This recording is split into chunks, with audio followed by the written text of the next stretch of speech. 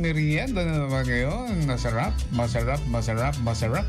Ang kailangan lang natin ay sutanghon at pagkatapos ay manok, nokma, bawang, mantika, mantikilya, o kaya naman, basta kung anong klase mantikilya yan. At saka toyo queso sauce, kutsara ng paminta, tubig, carrots, onion, at saka kasama din ang salt and pepper. Ito na pala ng pagluto mga idol. Ang gagawin lang natin, ibaba natin, iyupor tayo, datay sutanghon itidanom. Pwede rin kung lagyan mo ng ice para mas mabilis na lumambot, di ba?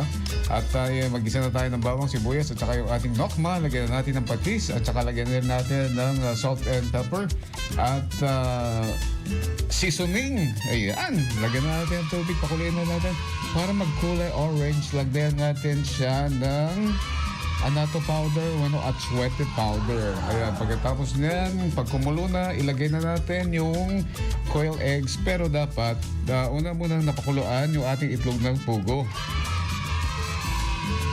At budburan na natin ng spring onion. At eto, ihain na natin. Pwede pa rin hanggang ngayon, Pasko, di ba? December 25, para sa ating merienda, mga idol.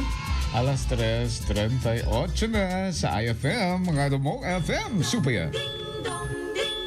Kampana ng simbahan ay nanggigising na at waring nagsasabi na tayo'y magsimba.